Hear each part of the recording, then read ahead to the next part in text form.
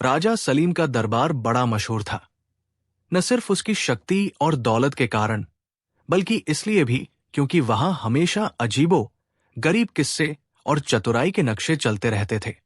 लोगों को लगता था कि दरबार के भीतर बैठकर जितनी बातें मंत्री करते हैं, वही सब सुलझाने की बात आती है। उसी शहर में नजदीक ही एक छोटी सी बस्ती में मुल्ला नसीरुद्दीन अपनी सादगी और अद्भुत हंसी ठिठोली के लिए जाने जाते थे। कोई उन्हें विदूषक समझता, कोई बुजुर्गों की मासूमियत से भरपूर शख्सियत मानता, और कुछ लोग चुपके से उन्हें चालाक और समझदार भी कह डालते। पर यह बात कि क्या मुल्ला सच में एक चालाक मंत्री थे, ये तय होना बाकी थी। एक बार की बात है, राज्य पर सूखा पड़ा। खेत सूखने लगे, करकट बढ़ गया और लोग भूखमरी की कगार पर खड़े दिखाई दिए। राजा सलीम परेशान हो उठा। उसने सभी मंत्री बुलाए और कहा, हमें कोई ऐसा उपाय चाहिए जो जल्दी असर कर दे। राज्य की फसल को बचाना है, लोगों को राहत देनी है। बड़े बड़े मंत्री अपनी अपनी किताबें खोलकर गणित और नीतियों के चक्कर में पड़ गए। हर कोई जटिल योजना बताने लगा। कहीं पानी के बहाव को बदलने की बात हुई, कहीं अनाज के भंडार खोलने और करों में कटौती की वकालत हुई। पर जिन योजनाओं में समय और भारी संसाधन चाहिए थे, उन पर राजा सहमत नहीं हो पा रहा था। लोगों को आज की जरूरत थी, कल की नहीं। जब दरबार हलचल से भरा हुआ था, तभी एक सरल सी पोशाक में मुल्ला नसीरुद्दीन पहुंच गए।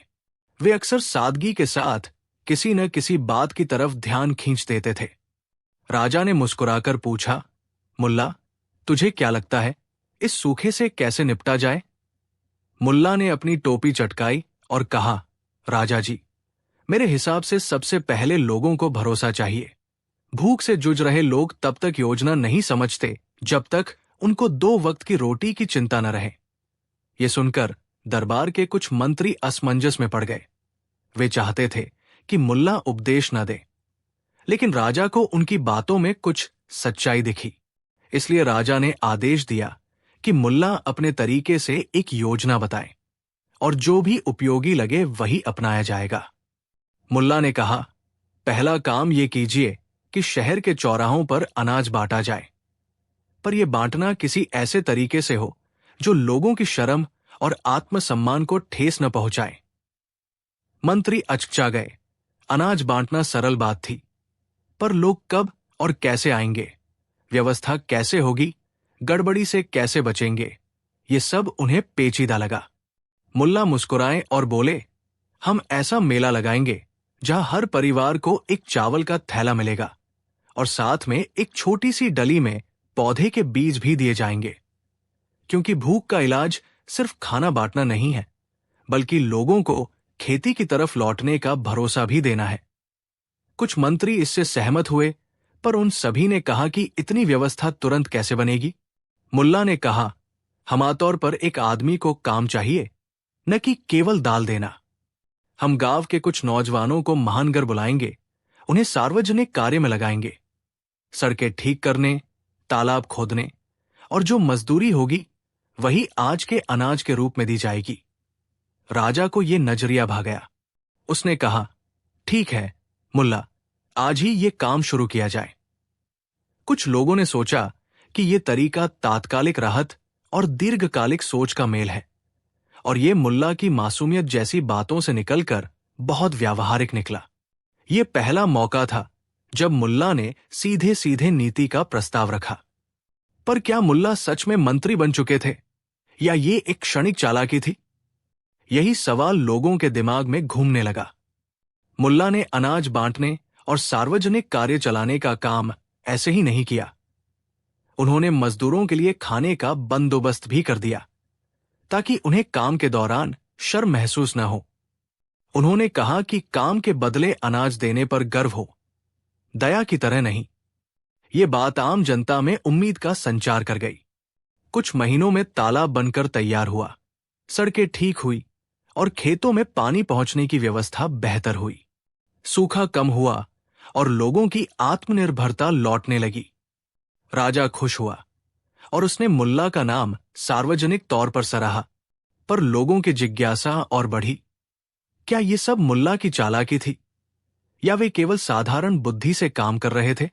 समय बदला और राज्य में फिर भी दूसरे तरह की समस्याएं पैदा होने लगी। एक दिन खबर आई कि पड़ोसी राज्य के एक अमीर व्यापारी ने भारी बेशुमार कर चोरी की है और अगर उसे दंडित किया नहीं गया तो ये बात राजसी खजाने के लिए नुकसानदेह होगी, क्योंकि बड़े व्यापारी कर चुकाए बिना ही अपनी धुनें चलाते थे और छोटे व्यापारी दब जाते थे। मंत्री सभा में तरक्कीशुदा लोगों ने कहा कि तुरंत कठोर कर और बड़े आर्थिक सुधार लागू किए जाएं, लेकिन उस पर भी कई जटिलताएं थी। तेज कार्रवाई से व्यापारियों में आक्रोश हो सकता था और पूरी प्रणाली में उलझन फैल सकती थी। तभी मुल्ला की हाजिरी में राजा ने पूछा, मुल्ला, इस पर क्या राय है? मुल्ला ने कुछ देर चुप्पी साधी, फिर बोले, राजा जी, मैं आपको एक छोटा खेल दिखाऊंगा। उन्हें दरबार में बैठा हुआ देखकर सब हैरान थे। मुल्ला ने एक छोटी सी मेज पर कुछ सिक्के रखे और कहा, मान लीजिए कि ये कुछ साधारण लोग हैं, छोटे व्यापारी, और ये बड़े सिक्के, ये बड़े व्यापारी हैं। अगर आप इन छोटे सिक्कों पर बार बार हाथ रखते रहें, इन्हें दबा देंगे तो ये सिक्के धीरे धीरे टूट कर गिर जाएंगे, पर बड़े सिक्कों को कुछ नहीं होगा। उन्होंने बताया कि करों का बोझ लगातार छोटे व्यापारियों पर पड़ रहा है। तो मुल्ला ने कहा, हमें टैक्स की प्रणाली ऐसी बनानी चाहिए कि ये बोझ बराबर बांटे और चोरी कर देने वालों को अलग से नाम में पकड़े। राजे ने कहा, पर कैसे? मुल्ला ने मुस्कुराकर कहा, हम छोटे व्यापारियों के साथ मिलकर एक सभा कराएंगे, उनकी समस्याएं सुनेंगे और उन्हें टैक्स रसीद देने की आदत डालेंगे। साथ ही जो बड़े व्यापारी कर नहीं दे रहे, उनके व्यापारिक अनुबंधों की समीक्षा करवाकर कुछ समय के लिए उनसे कड़े नियम लागू किए जाएंगे। पर इसे हम सार्वजनिक रूप से न करें, वरना व्यापारिक युद्ध शुरू हो जाएगा। उससे ज्यादा रणनीति नहीं थी। मुल्ला ने लोगों को मिलाकर समस्या की जड़ तक पहुंचना चुना, न कि केवल सजा और कड़ाई का सहारा। परिणाम यह हुआ कि छोटे व्यापारी राहत महसूस करने लगे और बड़े व्यापारी धीरे धीरे व्यवस्था के दायरे में आ गए। कुछ लोगों ने कहा कि यह बेहद चालाक और सूझबूझ भरा तरीका था, क्योंकि सीधे दंड देने से समस्या ज्यादा बिगड़ सकती थी। समय के साथ मुल्ला नसीरुद्दीन का मुकाम और भी पेचीदा सवालों के साथ जुड़ता गया। एक बार दरबार में दो अमीर जमींदारों का झगड़ा हुआ। दोनों एक नदी किनारे पर बने किस्म के तालाब पर अधिकार जताने लगे। उन तालाबों में पानी बहुत कम पड़ गया था और दोनों ने अपने अपने गुहार में राजा को थकाया हुआ पाया। बड़े बड़े जमींदारों ने अपने अपने वकीलों को भेजा, नेगोशिएशन हुई और दरबार में उंगलियां उठी। राजा ने फिर से वही सवाल दोहरा दिया, क्या करना है? पर इस बार मुल्ला ने उस पुरानी चालानुमा से अलग कुछ करने की ठानी। वे दोनों जमींदारों को बुलाकर बोले, आप दोनों लड़ रहे हैं कि तालाब आपका है, तो मैं एक शर्त रखता हूं। जो भी पहले इस तालाब के कछुए को पकड़कर लाएगा, उसे ये तालाब मिल जाएगा। दरबार में सबने हैरानी से देखा।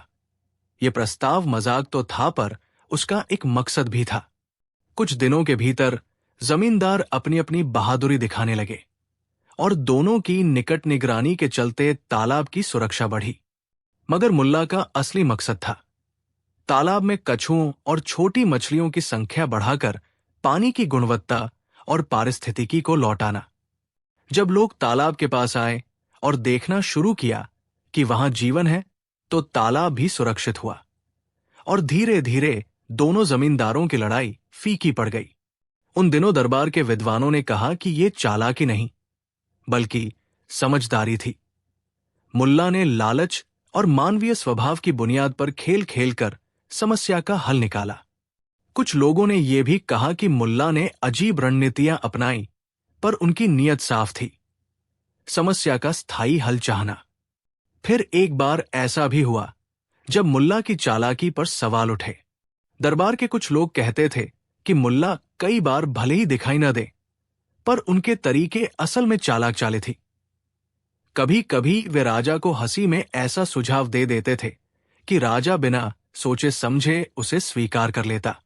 लोगों ने कहा कि मुल्ला ने अदालत के नियमों का फायदा उठाकर कुछ लोगों को सार्वजनिक रूप से कठोर सजा दिलवा दी थी, और कई बार उन लोगों के निजी दुश्मन भी थे। एक व्यापारी ने शिकायत की कि मुल्ला की बातों ने उसके घर का मान घटाया और बिना ठोस सबूत के उसे दोषी ठहरवा दिया गया। मामला न्याय के दायरे में गया और राजा को भी झल्लाहट हुई। राजा ने आदेश दिया कि मुल्ला अब किसी भी निर्णय की सलाह सुनाने से पहले तथ्यों की जांच कराएं। मुल्ला ने बिना गुनगुनाए कहा, राजा जी, अगर मैंने किसी को ठेस पहुंचाई है तो मैं माफी मांगता हूं, पर याद रखिए, कभी कभी मेरे हंसी ठिठोली में ही सच्चाई छिपी होती है, जिसे सामने लाने के लिए कठोर कदम उठाने पड़ते हैं। फिर भी यह विवाद एक संकेत था कि मुल्ला की चालाकी और उसके उपाय हमेशा सबको पसंद नहीं आते थे, क्योंकि हर चालाकी के पीछे एक इच्छा होती है और हर इच्छा सबको स्वीकार्य नहीं होती। एक दिन राजा सलीम को एक और बड़ी परीक्षा का सामना करना पड़ा। पड़ोसी देशों में राजनीतिक उलझनें चल रही थी और बार बार सीमा पर भी हलचल बढ़ती जा रही थी। राजा की सेना मजबूत थी पर खर्च बढ़ रहे थे। दरबार के सैनिक और योद्धा बड़े बड़े युद्ध कला के उपदेश दे रहे थे। कुछ तो युद्ध की तैयारी पर जोर दे रहे थे, कुछ डिप्लोमेसी और राजनीति की बात कह रहे थे। मुल्ला नसीरुद्दीन इस बार फिर अनोखी सलाह लेकर आए। उन्होंने कहा, राजा जी, युद्ध की तर्ज पर तो कोई भी तैयारी कर सकता है, पर असली जीत मन जीतने में है। अगर हम पड़ोसी राज्य के साथ कुछ सांस्कृतिक और व्यापारिक मेलजोल बढ़ाएं, उनसे मेल मिलाप के आयोजन करें और उनके कलाकारों को यहां बुलाएं, तो लोगों के बीच आपसी समझ बढ़ेगी और युद्ध की आग बुझ सकती है। कुछ मंत्री इस सलाह को हल्का फुल्का मानकर हंसे, पर राजा ने कहा कि हमें सारे विकल्प आजमाने चाहिए। मुल्ला ने उस समय एक शायर और नटों के दल को बुलवाया और राजसी मेले का आयोजन करवाया, जहां दोनों राज्यों के कलाकारों ने हिस्सा लिया। मेले में खेल, संगीत और व्यापार का आदान प्रदान हुआ। ये देखकर लोगों का दिल नरम पड़ा और राजनीतिक चैनल खुल गए।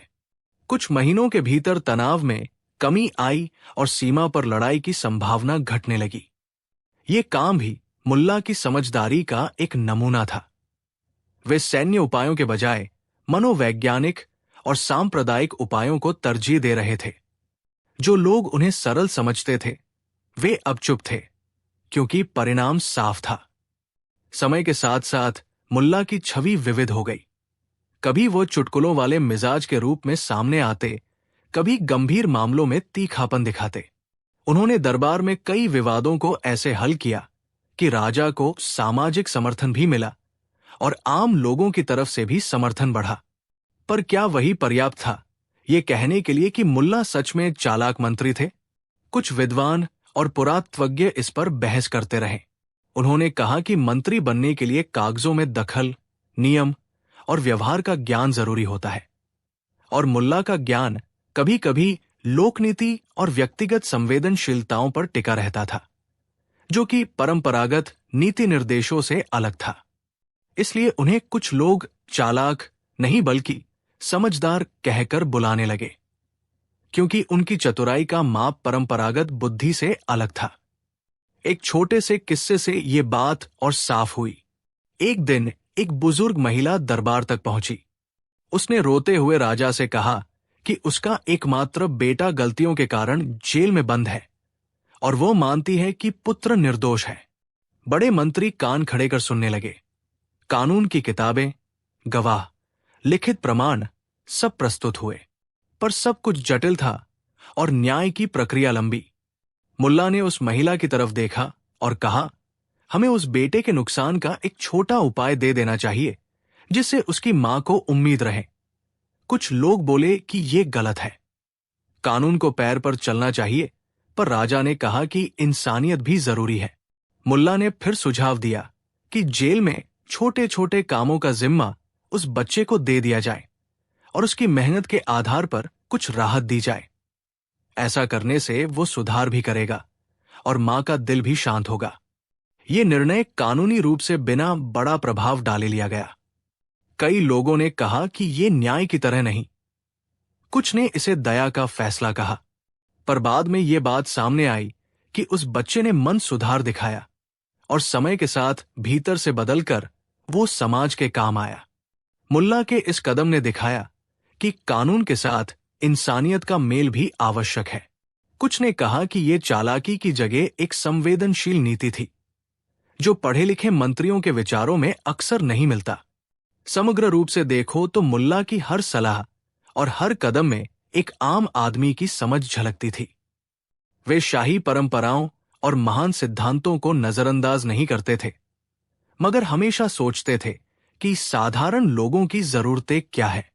इसीलिए कई बार उनकी नीतियां सरल सी लगती थी, पर असर गहरा होता था। मुल्ला ने कभी भी पद का दंभ नहीं दिखाया, नहीं अपनी बुद्धि को छिपाया। वो हंसते हुए भी गंभीर होते और गंभीर होते हुए भी मानवीय होते। यही बात कुछ लोगों को रास नहीं आई, क्योंकि परंपरागत दरबारी मंच पर मंत्री की छवि अलग और कठोर होती है, पर मुल्ला ने उसे झटक कर मानवीय रूप दिया। राजा सलीम ने जब राज्य के बड़े बड़े काम कर लिए, तब उसने मुल्ला से पूछा, मुल्ला, क्या तुम चाहते हो कि तुम्हें मेरा स्थायी मंत्री बना दूं? मुल्ला ने उसकी आंखों में देखा और धीरे से कहा, राजा जी, मेरा काम हिंसक निर्णय लेना नहीं है। मैं तो केवल वही सलाह देता हूं जो लोगों के दिल से होकर आती है। अगर ये मंत्री का काम है तो मैं स्वीकार करूंगा, पर मुझे पूरी आजादी चाहिए लोगों से बात करने की और उनकी मुश्किलें सुनने की। राजा ने यह सुनकर मुस्कुराते हुए कहा, तुम्हारे पास आजादी रहेगी, और मुल्ला राजसी मंत्री बने, न कि परंपरागत दस्तूर का मंत्री, बल्कि जनता का मंत्री। उनका मंत्रालय अलग था। वे रोज महलों में नहीं बैठते, बल्कि बाजारों में, खेतों में और गांवों में लोगों के बीच घूमते। ये देखकर कुछ लोग खुश हुए तो कुछ चौंक गए, पर परिणामों ने सबको चुप करवा दिया, क्योंकि मुल्ला की नीति ने लोगों में भरोसा जगा दिया और राज्य की मजबूती फिर लौट आई। समय के साथ एक नया संकट आया। एक रोग फैलने लगा, जिससे कई लोगों की तबीयत बिगड़ने लगी। डॉक्टर्स और अधिकारी उपाय सुझा रहे थे, पर डर और अफवाहें ज्यादा तीव्र थी। मुल्ला ने फिर अपनी सादगी भरी चाल से काम किया। उन्होंने साफ सफाई और स्वच्छ पानी की महत्ता पर जोर दिया और साथ ही समुदायों के बीच जागरूकता बढ़ाने के लिए नुक्कड़ नाटक कराए। उनके नाटकों में हंसी के जरिए बीमारी के लक्षण और बचाव बताए जाते। इन नाटकों को देखकर लोग सीधा सा ज्ञान पाते और डर कम होता गया। ये तरीका फिर से दिखाता है कि मुल्ला की समझ कितनी व्यावहारिक थी।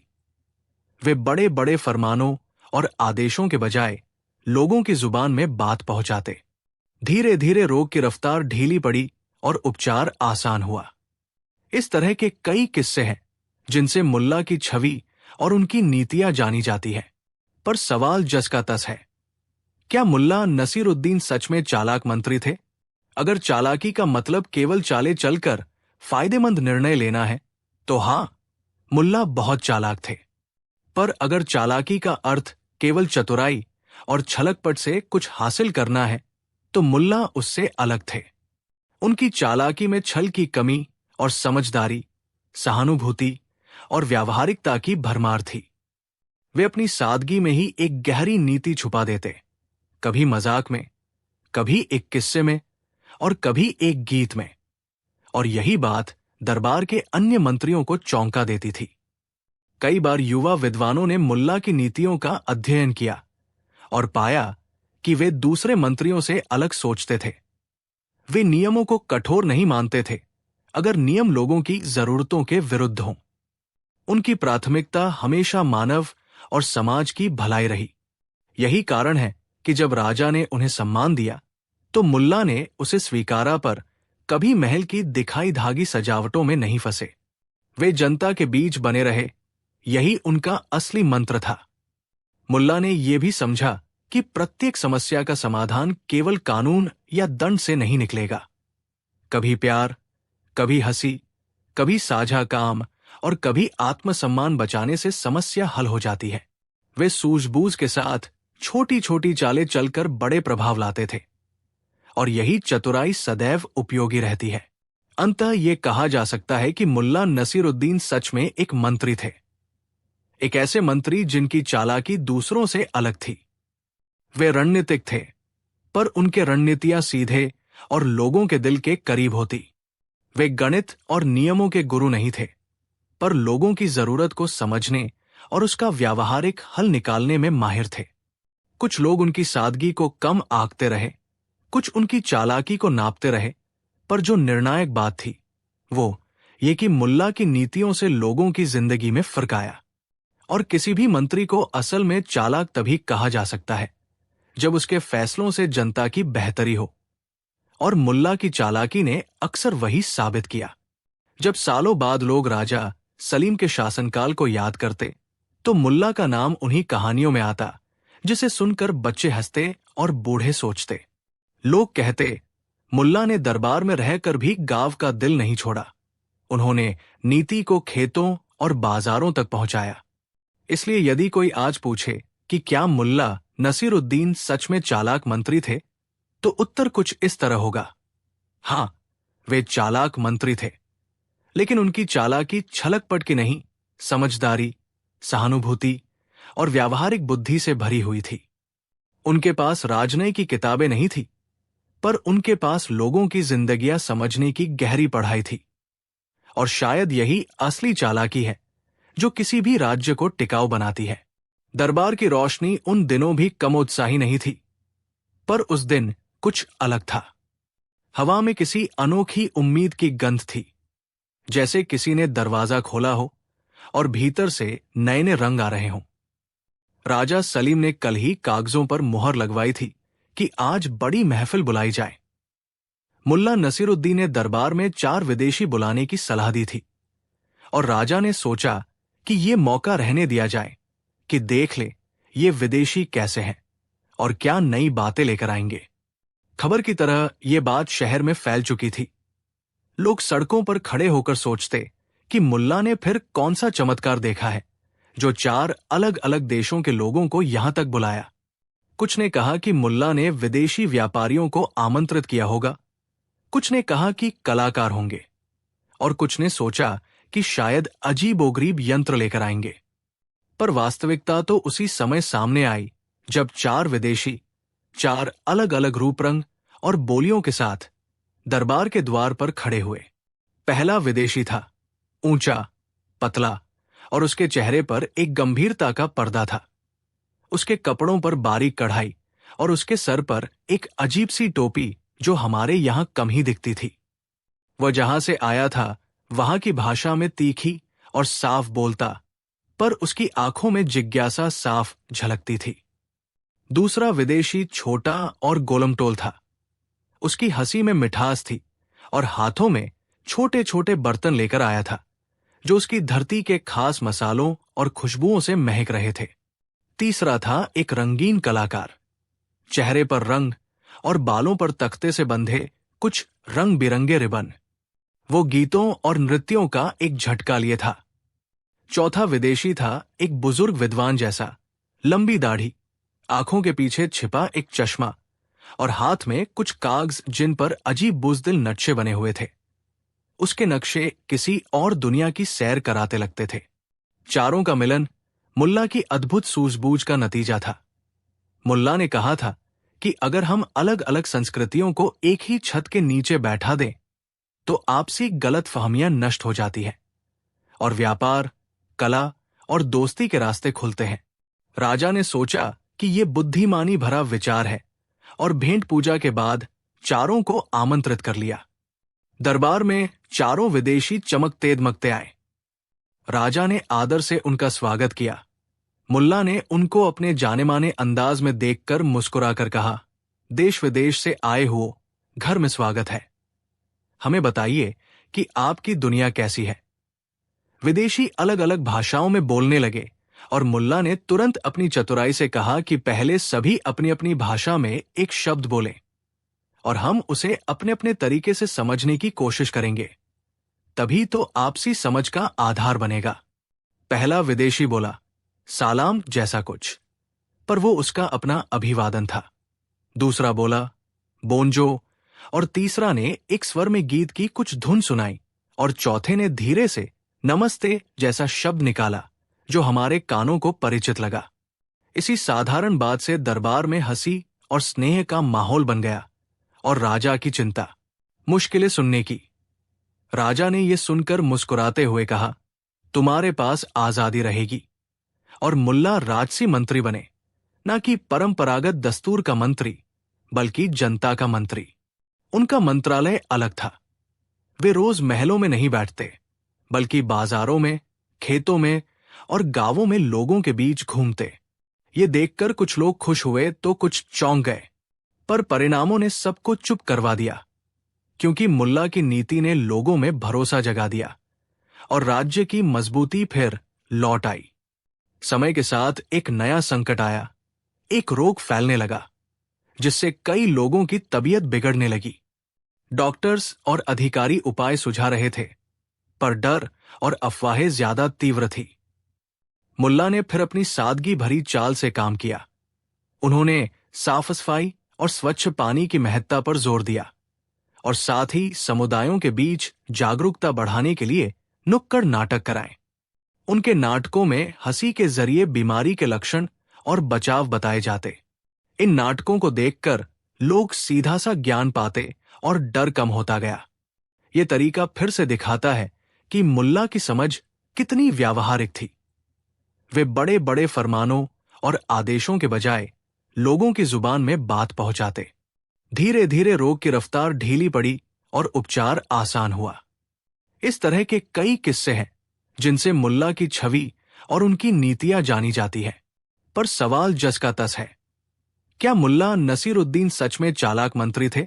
अगर चालाकी का मतलब केवल चाले चलकर फायदेमंद निर्णय लेना है तो हां, मुल्ला बहुत चालाक थे। पर अगर चालाकी का अर्थ केवल चतुराई और छलकपट से कुछ हासिल करना है तो मुल्ला उससे अलग थे। उनकी चालाकी में छल की कमी और समझदारी, सहानुभूति और व्यावहारिकता की भरमार थी। वे अपनी सादगी में ही एक गहरी नीति छुपा देते, कभी मजाक में, कभी एक किस्से में और कभी एक गीत में। और यही बात दरबार के अन्य मंत्रियों को चौंका देती थी। कई बार युवा विद्वानों ने मुल्ला की नीतियों का अध्ययन किया और पाया कि वे दूसरे मंत्रियों से अलग सोचते थे। वे नियमों को कठोर नहीं मानते थे अगर नियम लोगों की जरूरतों के विरुद्ध हों। उनकी प्राथमिकता हमेशा मानव और समाज की भलाई रही। यही कारण है कि जब राजा ने उन्हें सम्मान दिया तो मुल्ला ने उसे स्वीकारा, पर कभी महल की दिखाई धागी सजावटों में नहीं फंसे। वे जनता के बीच बने रहे, यही उनका असली मंत्र था। मुल्ला ने यह भी समझा कि प्रत्येक समस्या का समाधान केवल कानून या दंड से नहीं निकलेगा। कभी प्यार, कभी हंसी, कभी साझा काम और कभी आत्मसम्मान बचाने से समस्या हल हो जाती है। वे सूझबूझ के साथ छोटी छोटी चालें चलकर बड़े प्रभाव लाते थे और यही चतुराई सदैव उपयोगी रहती है। अंततः ये कहा जा सकता है कि मुल्ला नसीरुद्दीन सच में एक मंत्री थे, एक ऐसे मंत्री जिनकी चालाकी दूसरों से अलग थी। वे रणनीतिक थे, पर उनके रणनीतियां सीधे और लोगों के दिल के करीब होती। वे गणित और नियमों के गुरु नहीं थे, पर लोगों की जरूरत को समझने और उसका व्यावहारिक हल निकालने में माहिर थे। कुछ लोग उनकी सादगी को कम आंकते रहे, कुछ उनकी चालाकी को नापते रहे, पर जो निर्णायक बात थी वो ये कि मुल्ला की नीतियों से लोगों की जिंदगी में फर्क आया। और किसी भी मंत्री को असल में चालाक तभी कहा जा सकता है जब उसके फैसलों से जनता की बेहतरी हो। और मुल्ला की चालाकी ने अक्सर वही साबित किया। जब सालों बाद लोग राजा सलीम के शासनकाल को याद करते तो मुल्ला का नाम उन्हीं कहानियों में आता जिसे सुनकर बच्चे हंसते और बूढ़े सोचते। लोग कहते, मुल्ला ने दरबार में रहकर भी गांव का दिल नहीं छोड़ा। उन्होंने नीति को खेतों और बाजारों तक पहुंचाया। इसलिए यदि कोई आज पूछे कि क्या मुल्ला नसीरुद्दीन सच में चालाक मंत्री थे, तो उत्तर कुछ इस तरह होगा, हां, वे चालाक मंत्री थे, लेकिन उनकी चालाकी छलकपट की नहीं, समझदारी, सहानुभूति और व्यावहारिक बुद्धि से भरी हुई थी। उनके पास राजनय की किताबें नहीं थी, पर उनके पास लोगों की जिंदगियां समझने की गहरी पढ़ाई थी। और शायद यही असली चालाकी है जो किसी भी राज्य को टिकाऊ बनाती है। दरबार की रोशनी उन दिनों भी कम उत्साही नहीं थी, पर उस दिन कुछ अलग था। हवा में किसी अनोखी उम्मीद की गंध थी, जैसे किसी ने दरवाजा खोला हो और भीतर से नए नए रंग आ रहे हों। राजा सलीम ने कल ही कागजों पर मुहर लगवाई थी कि आज बड़ी महफिल बुलाई जाए। मुल्ला नसीरुद्दीन ने दरबार में 4 विदेशी बुलाने की सलाह दी थी, और राजा ने सोचा कि ये मौका रहने दिया जाए कि देख ले ये विदेशी कैसे हैं और क्या नई बातें लेकर आएंगे। खबर की तरह ये बात शहर में फैल चुकी थी। लोग सड़कों पर खड़े होकर सोचते कि मुल्ला ने फिर कौन सा चमत्कार देखा है जो 4 अलग अलग देशों के लोगों को यहां तक बुलाया। कुछ ने कहा कि मुल्ला ने विदेशी व्यापारियों को आमंत्रित किया होगा, कुछ ने कहा कि कलाकार होंगे, और कुछ ने सोचा कि शायद अजीबोगरीब यंत्र लेकर आएंगे। पर वास्तविकता तो उसी समय सामने आई जब 4 विदेशी 4 अलग अलग रूप रंग और बोलियों के साथ दरबार के द्वार पर खड़े हुए। पहला विदेशी था ऊंचा, पतला, और उसके चेहरे पर एक गंभीरता का पर्दा था। उसके कपड़ों पर बारीक कढ़ाई और उसके सर पर एक अजीब सी टोपी जो हमारे यहां कम ही दिखती थी। वह जहां से आया था वहां की भाषा में तीखी और साफ बोलता, पर उसकी आंखों में जिज्ञासा साफ झलकती थी। दूसरा विदेशी छोटा और गोलमटोल था। उसकी हंसी में मिठास थी और हाथों में छोटे छोटे बर्तन लेकर आया था जो उसकी धरती के खास मसालों और खुशबुओं से महक रहे थे। तीसरा था एक रंगीन कलाकार। चेहरे पर रंग और बालों पर तख्ते से बंधे कुछ रंग बिरंगे रिबन। वो गीतों और नृत्यों का एक झटका लिए था।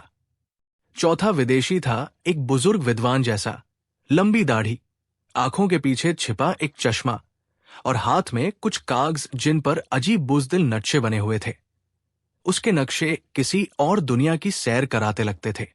चारों का मिलन मुल्ला की अद्भुत सूझबूझ का नतीजा था। मुल्ला ने कहा था कि अगर हम अलग अलग संस्कृतियों को एक ही छत के नीचे बैठा दें तो आपसी गलतफहमियां नष्ट हो जाती है और व्यापार, कला और दोस्ती के रास्ते खुलते हैं। राजा ने सोचा कि यह बुद्धिमानी भरा विचार है और भेंट पूजा के बाद चारों को आमंत्रित कर लिया। दरबार में चारों विदेशी चमकते दमकते आए। राजा ने आदर से उनका स्वागत किया। मुल्ला ने उनको अपने जाने माने अंदाज में देखकर मुस्कुराकर कहा, देश विदेश से आए हो, घर में स्वागत है। हमें बताइए कि आपकी दुनिया कैसी है। विदेशी अलग अलग भाषाओं में बोलने लगे और मुल्ला ने तुरंत अपनी चतुराई से कहा कि पहले सभी अपनी अपनी भाषा में एक शब्द बोलें और हम उसे अपने अपने तरीके से समझने की कोशिश करेंगे। तभी तो आपसी समझ का आधार बनेगा। पहला विदेशी बोला, सालाम जैसा कुछ, पर वो उसका अपना अभिवादन था। दूसरा बोला, बोंजो, और तीसरा ने एक स्वर में गीत की कुछ धुन सुनाई और चौथे ने धीरे से नमस्ते जैसा शब्द निकाला जो हमारे कानों को परिचित लगा। इसी साधारण बात से दरबार में हंसी और स्नेह का माहौल बन गया और राजा की चिंता कुछ हद तक घट गई, क्योंकि वो चाहता था कि विदेशी लोग आतंक के रूप में नहीं, मित्रों के रूप में आए। मुल्ला ने चारों को एक एक कर बुलाया और उनसे पूछा कि वे हमारे यहां क्यों आए हैं। पहला विदेशी, जिसका नाम हालफार था, बोला कि वो अपनी धरती पर बड़े बड़े पुल और पानी के प्रबंधन के काम करता है। उसने यहां आने की वजह बताई कि वो देखना चाहता है कि हमारे तालाब और नहरें किस तरह से बनाई जाती है और क्या वे उसे कुछ नई विधियां सिखा सकते हैं। दूसरा, जिसका नाम मारिया था, वो मसालों और रसोई की कला में माहिर थी। उसने अपनी किताबों से कुछ मसालों की खुशबू दरबार में फैलाई और कहा कि वो हमारी रसोई के कुछ अचरज को सीखना चाहती है और सिखाना चाहती है कि वे अपने व्यंजनों में किस तरह स्वास्थ्य और स्वाद दोनों ला सकते हैं। तीसरा कलाकार, जिनका नाम था तोरेलो, वो नृत्य और रंगों का शौकीन था। उसने कहा कि वह दुनिया के अलग अलग नृत्यों को यहाँ के संगीत में मिलाकर एक नई तर्ज बना सकता है। चौथा विद्वान, जिसका नाम इकबरिन था, उसने कहा कि वो आकाश और तारे देखता है और उसके नक्शे मौसम और समुद्री रास्तों के लिए उपयोगी है। वो यहां ताकि वो जान सके कि हमारी जलवायु का चक्र किस तरह काम करता है। चारों की बातें अलग अलग थी, पर मुल्ला ने हंसकर कहा, यदि आप चारों मिलकर कुछ नया सोचें तो हमारा राज्य भी और आप सभी की धरती भी लाभान्वित होगी। पर जैसे ही बात गहरी होने लगी, कुछ ऐसा हुआ जो किसी ने सोचा भी नहीं था। दरबार के कुछ मंत्री, जिनकी फिक्र बुनियादी सुरक्षा और परंपरा पर टिकी रहती थी, ने शक जताया कि विदेशी हमारे राज के बारे में क्या नियत रखते हैं। किसी ने कहा कि ये लोग हमारे रहस्यों को जानकर चोरी कर बैठेंगे। किसी ने कहा कि उनके नए विचार पुराने तरीकों को खत्म कर देंगे। मुल्ला ने देखा कि डर और संदेह का बादल छाना शुरू हुआ है। उसने राजा की ओर देखा और धीमे स्वर में कहा, राजा जी, डर बड़ा खतरनाक है। ये हमें दुनिया से दूर कर देता है। मैंने इन्हें इसलिए बुलाया है कि हम मिलकर सीखें, और अगर कोई बात हमें घातक लगे तो सही तरीके से हम उसका भी समाधान निकालेंगे। राजा ने मुल्ला की बात सुनी और कहा कि वे चारों आज पूरे दिन दरबार में रहेंगे, लोगों से मिलेंगे और अपनी कला, ज्ञान और स्वाद से हम सबको परिचित कराएंगे। पर राजा ने एक शर्त भी रखी, कोई भी विदेशी जो हमारे नियमों का उल्लंघन करेगा, उसे सख्ती से दंडित किया जाएगा। चारों ने सिर झुकाकर सहमति दी और महफिल का सिलसिला शुरू हुआ। मारिया पहले बाजार की ओर गई। उसने वहां के विक्रेताओं से बात की। मसाले चाहे, सब्जियां और अनगिनत तरह के अचार उसने चखे। उसकी छोटी छोटी चखपरख से बाजार वालों का मन बहल गया। उसने लोगों को सिखाया कि किस तरह दिए में हल्का सा तेल डालकर बेरंग अचार को रखा जाए, ताकि वो ज्यादा दिन तक खराब ना हो और स्वाद भी रहे। उससे छोटे छोटे दुकानदारों की आंखों में आशा की लौ चली। कुछ महिलाओं ने उससे अपने तड़के और बिरयानी के राज पूछे। मारिया ने कहा कि यहाँ के मसालों में एक सादगी है जिसे वो अपने घर की तकनीक से और भी स्वादिष्ट बना सकती है। लोग उसकी सादगी और ज्ञान दोनों से प्रभावित हुए और बाजार एक नए उत्साह से भर गया। मारिया ने कुछ रेसिपी दी और साथ में कुछ अजीब तरह के मीठे पकवान भी बनाए, जिनकी खुशबू ने पूरे दरबार का मार्ग पकड़ लिया। राजा ने कहा कि शायद विदेशी के साथ व्यापार से हमारी रसोई में भी कुछ नया स्वाद जुड़ जाएगा। वहीं दूसरे कोने में तोरेलो ने छोटे छोटे कलाकारों को इकट्ठा किया।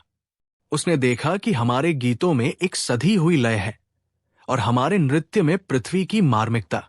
उसने अपने रंगों और चपलता को मिलाया और वहां एक छोटा सा मंच बना दिया। उसने कहा कि हर संस्कृति की ताल अलग होती है, पर ताल से ताल मिलाकर एक नया संगीत बनता है। लोगों ने देखा कि तोरेलो ने हमारे ढोलक और उसकी झांझ में अपने बांसुरी के स्वरों को मिला दिया, कुछ नए कदमों का संयोजन किया और नाचपट्टी का ऐसा मेल बना कि छोटे बड़े सभी मंत्रमुग्ध हो उठे। बच्चे तो ऐसे नाचने लगे जैसे उनके भीतर से कोई नई उमंग निकल आई हो। इसने दिखाया कि कला की भाषा सार्वभौमिक होती है, बिना अनुवाद के भी वह दिलों तक पहुंच जाती है। हालफार, इंजीनियर शहर के बांध और पुल के पास गया। उसने देखा कि हमारे मिस्त्री किस तरह बिना बड़े मशीनों के भी पानी के बहाव को नियंत्रित करते हैं। उसने कुछ तकनीकी सुझाव दिए। नहरों की गहराई में थोड़ी सी कटौती और बांध के किनारे पर छोटे छोटे पत्थर जोड़कर पानी के बहाव को नियंत्रित करने की सलाह दी। उसने साथ ही कुछ स्थानीय कारीगरों को दिखाया कि किस तरह लकड़ी और लोहे को जोड़कर पुलों की मजबूती बढ़ाई जा सकती है। मिस्त्रियों ने पहले तो हिचकिचाहट दिखाई, पर जब उन्होंने देखा कि हल्फार के सुझाव गीरों के काम में सहूलियत ला रहे हैं, तो उन्होंने उसे अपनाया। मुल्ला ने यह सब देखकर कहा कि छोटे छोटे परिवर्तन जब लोग मिलकर करते हैं तो बड़े फायदे देते हैं। इकबारिन, विद्वान, स्निग्ध और सोच विचार कर मौसम के नक्शे लेकर समुद्र के किनारे गया। उसने हमारी नाविकों और मछुआरों से कहा कि वे उसकी नक्शों और निर्देशों को अपनाएं। उसने उन्हें बताया कि किस समय समुद्र शांत रहता है और किस समय तूफान की संभावना बढ़ जाती है। नाविकों ने उसकी बात मानी और कुछ नए संकेतक सीख लिए। इसके बाद कुछ दिनों में मछली पकड़ने वाले समूहों की सुरक्षा बढ़ी और नुकसान कम हुआ। चौथे की सूझबूझ ने यह साबित कर दिया कि ज्ञान को बांटना भी एक तरह का वास्तविक धन है। पर हर कहानी की तरह इसमें भी कुछ मोड़ आए। दरबार के कुछ लोग, खासकर वे जो पुराने तरीकों के प्रबल हिमायती थे, बेचैन हो उठे। उन्होंने कहा कि विदेशी छोटे छोटे उपाय के नाम पर हमारे रीति रिवाज बदलवाने की कोशिश कर रहे हैं। कुछ ने तो अफवाहें भी फैलाई कि ये लोग हमारे गुप्त मार्गों और खजानों के बारे में पूछताछ कर रहे हैं। इसी बीच एक रात कुछ अज्ञात तत्वों ने शहर के पुराने गोदाम में आग लगाने की साजिश रची। आग भयानक थी। लोग भयभीत हुए और राजा की चिंता बढ़ गई। चारों विदेशी और मुल्ला रात भर लोगों के साथ रहे। मारिया ने बतौर स्वयं सहायक खुफिया ढंग से लोगों को खाना उपलब्ध कराया ताकि कोई बीमार और कमजोर भूखा न रहे। हल्फार और मिस्त्री आग बुझाने की युक्तियां लाए। तोरेलो ने लोगों के भय को कम करने के लिए हास्य और गीतों का आयोजन किया ताकि भय की लहर कम हो। इकबारिन ने अपने नक्शों से स्थानीय हवाओं की दिशा का पता बताया और सुझाव दिया कि किस ओर से पानी को फेंकना चाहिए ताकि आग फैलने न पाए। इस तरह चारों ने मिलकर एक दूसरे की कमियों को भरते हुए उसी रात आग पर अंकुश लगाया और बड़े नुकसान से राज्य को बचाया। जब सुबह हुई तो राजा ने देखा कि विदेशी न केवल आए थे बल्कि संकट की घड़ी में उनका साथ भी दिया। कई अफवाहें और संदेह टूट गए और लोगों का दिल चारों के प्रति नरम पड़ गया। आओ, पर मुल्ला ने देखा कि ये सब अच्छा तो है, पर किससे यही समाप्त नहीं होंगे। उसने सोचा कि अगर हम इन विदेशी लोगों को बस सम्मान और ताली दे दें तो ये अनुभव अस्थायी रहेगा। असली मदद तब होगी जब लोग इन विदेशी विचारों को अपने जीवन में मिलाकर कुछ नया कर लें।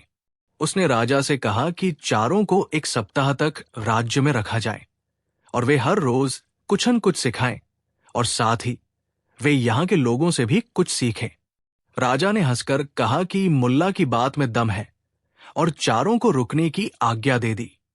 तोरेलो ने स्थानीय नर्तकों के साथ मिलकर एक बड़ा मेला आयोजित किया जहां विदेशी और देशी कलाकारों ने एक साथ कार्यक्रम किया।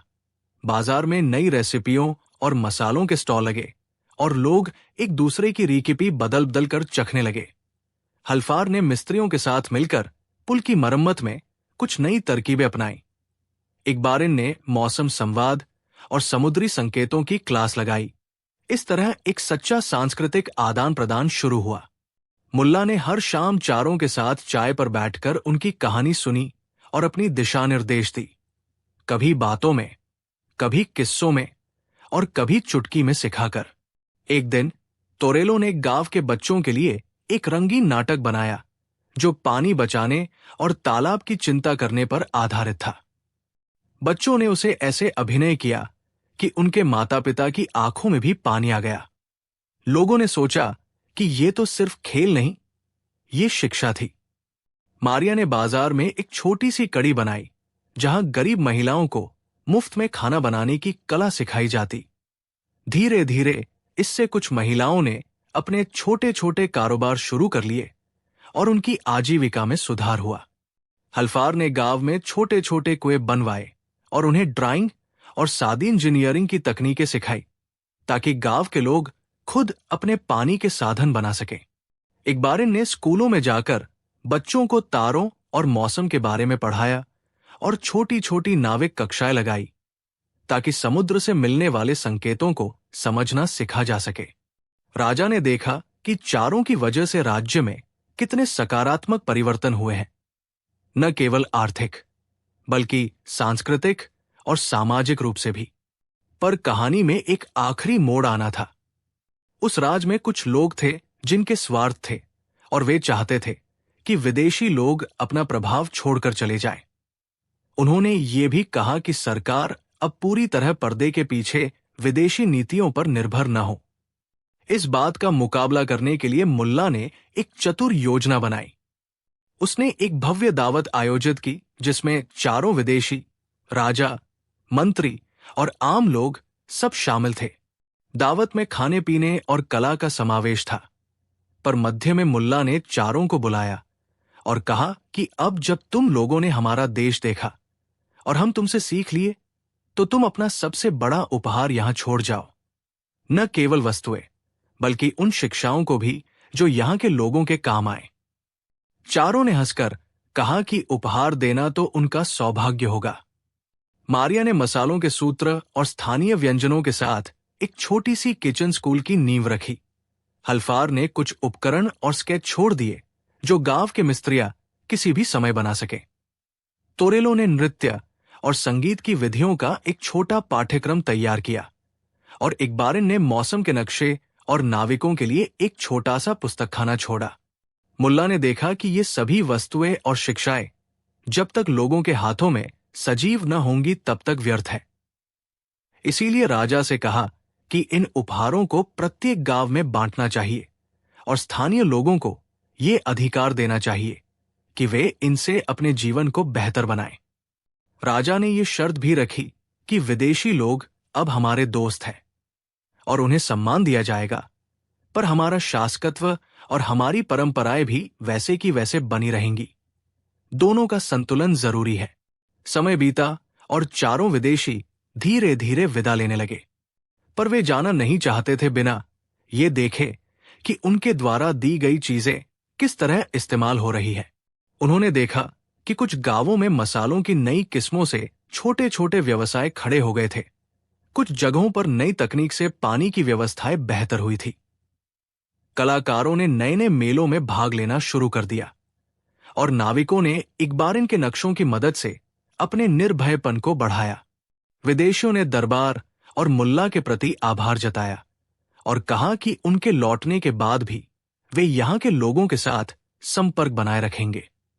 राजा ने भी ये स्वीकार किया कि इस छोटे से परिवर्तन ने राज्य को एक नई दिशा दी है, न कि किसी बाहरी दबाव से, पर सहयोग और साझा सीख के कारण। मुल्ला ने विनम्रता से कहा कि असली स्कूल तो जीवन है और असली शिक्षक वही है जो दिल से सीखते और सिखाते हैं। जब चारों विदेशी अलविदा कहकर अपने अपने जहाजों और रास्तों पर चले गए, तब दरबार में एक नई शांति फैल गई। न कि वही पुरानी सुस्ती, पर एक गहरी समझ कि दुनिया बड़ी है और इसके साथ जुड़कर ही हम नई ऊंचाइयों तक पहुंच सकते हैं। मुल्ला को एक दिन राजा ने बुलाया और कहा, तुमने उन्हें बुलाकर हमारे यहां क्या बदला? मुल्ला ने अपनी साधारण सी मुस्कान के साथ कहा, राजा जी, मैंने तो बस एक दूसरे के सामने कुर्सियां रखवाई, बाकी लोग खुद ही बैठ गए और बातें होने लगी। जब बातें होती है तो भेद दूर होते हैं। मैं तो यही कहूंगा कि 4 विदेशी आए और हमारी दुनिया थोड़ी बड़ी हो गई। राजा ने खुश होकर उसे आलिंगन दिया और कहा कि अब से मुल्ला नसीरुद्दीन सिर्फ हास्यकथावाचक नहीं रहे, वो शांति और सहयोग के दूत भी बन गए। कई सालों तक उस घटना की चर्चा रही, किस तरह 4 विदेशी आए, कैसे उन्होंने अपने अपने ज्ञान और कला से हमारे लोगों की जिंदगियां बदली, और किस तरह मुल्ला के सुझाए कदम ने सबको जोड़ दिया। लोग अब अक्सर कहते, विदेशी आते हैं तो डरते क्यों हो?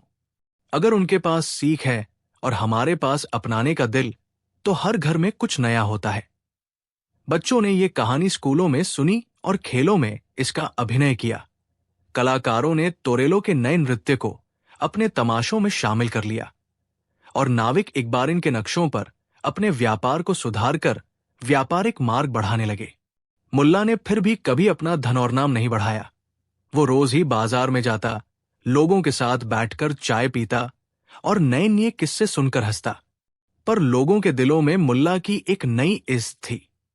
वो अब उस बूढ़े मिजाज के साथ भी जुड़ा हुआ था जो दूसरों को जोड़ता था। और इस तरह मुल्ला नसीरुद्दीन ने दरबार में 4 विदेशी बुलाकर केवल 4 मेहमान नहीं लाए थे। उन्होंने एक नया नजरिया, नया स्नेह और नए रास्ते मुहैया कराए थे। उनके बुलाने से राज्य ने जाना कि भय और संदेह से परे जाकर जब हम दूसरों से मिलते हैं, तब ज्ञान, कला और दोस्ती का सही मेल बनता है। और शायद यही सबसे बड़ी सीख थी जो मुल्ला देना चाहते थे, कि दुनिया छोटी है जब दिल बड़े हों और अलग अलग आवाजें एक दूसरे को सुनने के लिए तैयार हों।